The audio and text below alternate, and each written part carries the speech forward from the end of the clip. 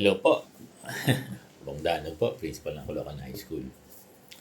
Daming mga complaint ng teacher sa ECP, no? Kasi daw, may nauna daw mga bats. Tapos sila daw, approve naman sila, matataas din yung mga score nila. Hindi daw sila, hindi daw sila in-endorse. Ngayon, nag-worry sila, baka iwanan na sila, no? Hindi na sila i-endorse. Alam mo, kung naiwan man yung papers nyo, at approve kayo, at qualified na kayo, hindi kayo iiwanan. Sabihin, i-endorse kayo lahat, kaya lang wait for your time. Aantayin nyo ulit na magka-budget. Pero hindi kayo iiwanan. At nor hindi yan isosole.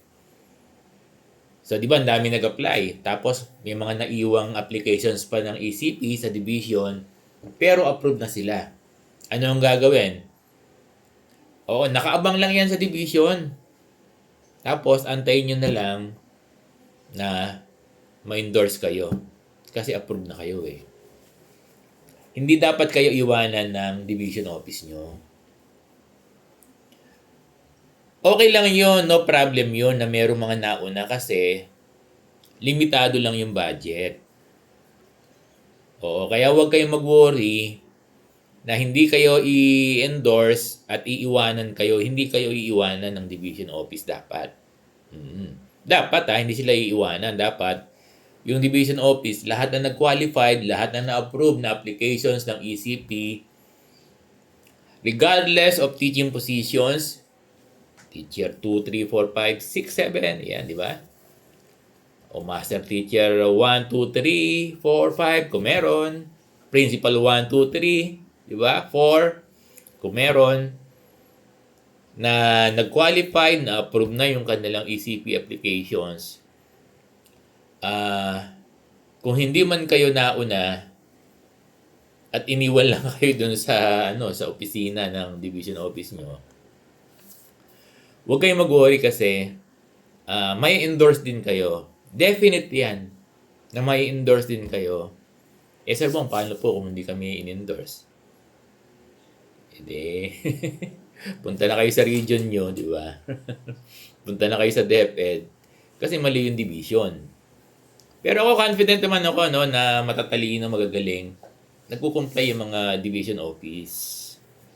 Huwag kayong mag-isip kaagad ng advance na negative na iiwanan na kayo. Hindi kayo iiwanan ng inyong division office. Kasi approved na, qualified na kayo.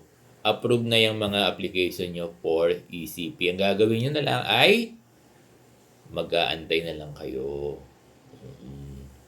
Sir Bong, nakatambak lang daw po doon sa division office yung papers namin. Wala namang problema kung nakatambak doon.